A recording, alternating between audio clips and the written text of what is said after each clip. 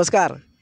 आज आपण मोठे गावामधील सुप्रसिद्ध उगवते तारे म्हणजेच आपण सूरज चव्हाण यांना आज भेटण्यासाठी त्यांच्या गावी त्यांच्या घरी आलेलो आहेत. आणि आज आपण त्यांची बिग बॉक्समध्ये मोठमोठे त्यांनी पराक्रम केले. त्यांनी एक नंबर त्यांनी गाजवला.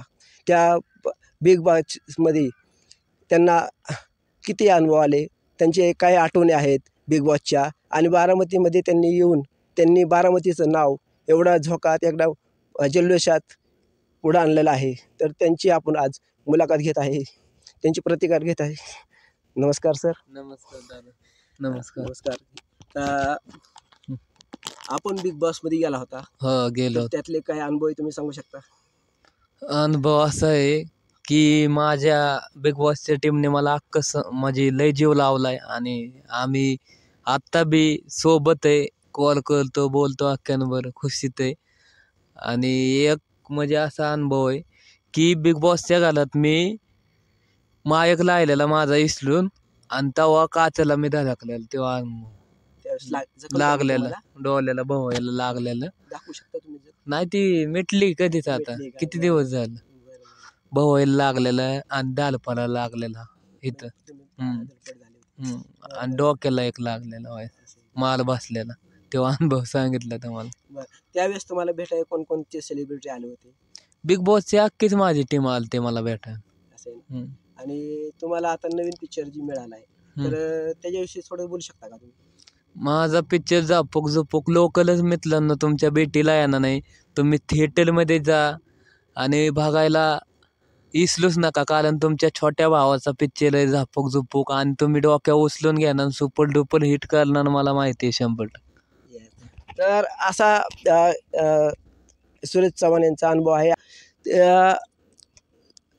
पिक्चर क्षेत्रामधील जे कॉमेडी जाधव साहेब आहेत, आपण त्याविषयी पण बोलणार आहेत. आणि उगवते तारे कैलासवासी लक्ष्मीकांत बेर्डे यांच्या तोडीस तोड देणारे हे एक व्यक्तिमत्व आहेत. आणि तुम्ही ह्यांचा पिक्चर जर बघितलात तर तेही सुपर डुपर होऊन जाणार आहे. आपण अजून एकदा त्यांना विचारूया. सर, तुम्ही गावात आल्यानंतर तुम्हाला गावातल्या लोकांच्या प्रतिक्रिया काय वाटल्या?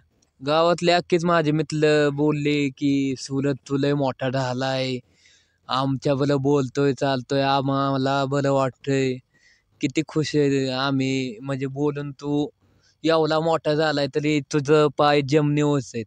आणि हाय तसं माझं खरं, मी साधा मुलगा आहे, गलिबीत निवड आलोय, मी तसंच वागतो. हीच त्यांची भूमिका आहे की सर्वसाधारणच्या मनामध्ये गरीबातला व्यक्तीला पण जाण ठेवणारा व्यक्ती म्हणजे सूरज चव्हाण. यांचं नाव बारामतीत नाही तर जिल्ह्यामध्ये नाही तर महाराष्ट्राच्या कानाकोपऱ्यामध्ये गाजलेलं आहे. आणि आज हेच आपल्या पूर्ण महाराष्ट्रात एकमेव नाव असणार आहे ह्यापुढं सूरज चव्हाण. आता आपण इथं आलेलो आहे, तर आपण काय म्हणतोय, तुमच्या गावातल्या तुम्ही जे घर आता अजितदादांनी आपण तुम्हाला बांधायचं आश्वासन दिले, तर ते कुठपर आलेलं आहे? आलंय कॉलम उभं झाल्यात, जवळ आलंय, फास्ट काम चालू. त्यांनी तुम्हाला पूर्ण मदत केली? चालू आहे ना, काम चालू. बरं, अजितदादाविषयी तुमची काय प्रतिक्रिया, काय बोलणं? म्हणजे म्हणजे गरीब मुलाला मदत केली दादांनी, अजितदादांनी, बरं वाटते, आनंदात आहे. म्हणजे अजितदादा आहे जनतेचे नाही, गरीबातल्या लोकांचा पण लोकांची जाण ठेवतात. आणि ते या सूरज चव्हाण यांना घर बांधण्याचं आश्वासन फक्त दिलेलं नसून ते पूर्णही करत आहे. आणि त्यांचा मोठा टोलेबाज बंगला या मोठी मोडीमध्ये बांधणार आहेत. तर या बंगल्यामध्ये तुम्ही कधीपर्यंत तुम्ही जाऊ शकता? कधी तुमचं पूर्ण होईल? आता येत्या दिवाळीत त्यांचं म्हणणं आहे. आणि तुमची जी बाईक आहे, जी म्हणतो तुम्ही, जी तुम्हाला गिफ्ट दिलेली, त्या गाडीविषयी, या बाईकविषयी तुम्ही काय बोलू? कुठल्या? तुम्ही जे म्हणताय की मी व्हायरल झालो त्या गाडीमध्ये, बुलेट टाईप तुमची गाडी आहे ना, त्या संदर्भात काय बोलायचं? ती लक्ष्मी माझी पहिली, तिनेच मला एवढं फेमस केलं. ती बी व्हायरल आहे, मी तर लय व्हायरल आहे तिच्यामुळे. लक्ष्मी म्हणजे ती लक्ष्मी आहे असं त्यांचं म्हणणं आहे. आणि तुम्हाला बिग बॉस मधून अजून एक गाडी मिळाली आहे? हा भेटलेले दुसरी लक्ष्मी तुमची? ती बी दुसरी माझी. अरे वा. तर बिग बॉसमधले त्यांचे काही फेमस डायलॉग आहेत ते त्यांच्याकडून ऐकूया. जर तुमच्यातले बिग बॉसमधले 2-3 तुमचे फेमस डायलॉग की तुम्ही महाराष्ट्राभरात त्यामुळे प्रसिद्ध झाला तर ते तुम्ही बोलू शकता? इसके वालके जलके बोक्की टिंगुल गोली गद्द धोका लय बेकार बोक्की टिंगुल आणू का खाऊन गोली गद्द तुला. नाही, असं नाही आम्हाला पाहिजे. आम्हाला ॲक्शन करूनच हवंय. थोडीशी. कसं आहे नाही ना, उभा राहून म्हणलं अहो, तर काय झालंय माहितीये का आता हां. मी लय बिझी आणि कामात आहे सिटिंग मध्ये. हा समजून घ्या तुम्ही आता. बरं. काय अडचण नाही. ते बहुत म्हणजे बिझी असून त्यांचं असं म्हणणं आहे की सिटिंगचं काम लोकलच चालू होतंय. बरं. मग तुम्हाला कोणाचा पिक्चर मिळाला? माझा स्वतःच मी हिरो आहे बिग बॉस मध्येच. आपलं आनंद ते काय केदार सरांनी बोललं ना ते पोरं काढतात की आता केदार सर झपक. म्हणजे केदार साहेबांचा रिलीज केलेला पिक्चर आहे का? नाही केदार सरांनीच माझ्यावर केलाय. मग त्याचे डायरेक्टर कोण आहेत? केदार सर. केदार सर. हम्म. आणि ते तुम्हाला त्यांच्याविषयी 2 शब्द? केदार सर म्हणजे देवच आहेत, माझ्या वडिलासारखंच आहेत आणि त्यांनी माझ्यावर एवढा मोठा पिक्चर केलाय झपक. त्याचा मी टॉपचा हिरो आहे. म्हणल्या पिक्चरचं सुपर डुपरच हिट आहे. एक नंबर सुपर डुपर होण्याची गॅरंटी आहे आणि 100% ते सुपर होणार. आणि जर आता आम्ही बारामतीतून इथं आलेलो आहे तर आम्हाला काय म्हणायचं की तुमचं घर बघायला आम्हाला आवडेल. तुम्ही थोडं आले तर दाखवा. तुम्हाला वेळ मिळाला तर दाखवा. चालतंय सांगेन. अजून दाखव. तुम्हाला काय शब्द बोलायचे आहेत का? आता काय बोलत. बरं, ओके. चालतंय दादा. बरं, हे होते सूरज चव्हाण, उगवता तारा.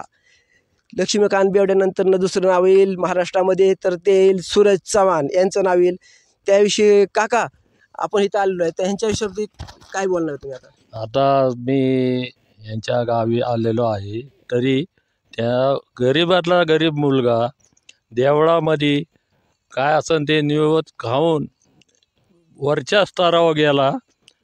त्यासाठी त्याला माझ्या मनापूर्वक धन्यवाद देतोय. काय आज माझ्या मुलासारखा तो असून एवढ्या स्तरावर गेला तरी त्याची जाणीव आहे. गरीब लोकांसंग तरी जाणीव आहे. आज मी त्याला मनापासून आशीर्वाद देतो आणि त्याने अजूनही पुढं जावं ही मनापासून इच्छा बाळगतो. बस.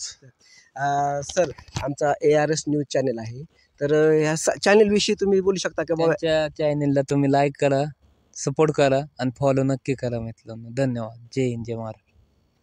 तर हे होते सूरज चव्हाण, उगवता तारा. आपण त्यांचं आता थोड्या वेळात घर आणि गावातलं एरिया बघणार आहोत. धन्यवाद.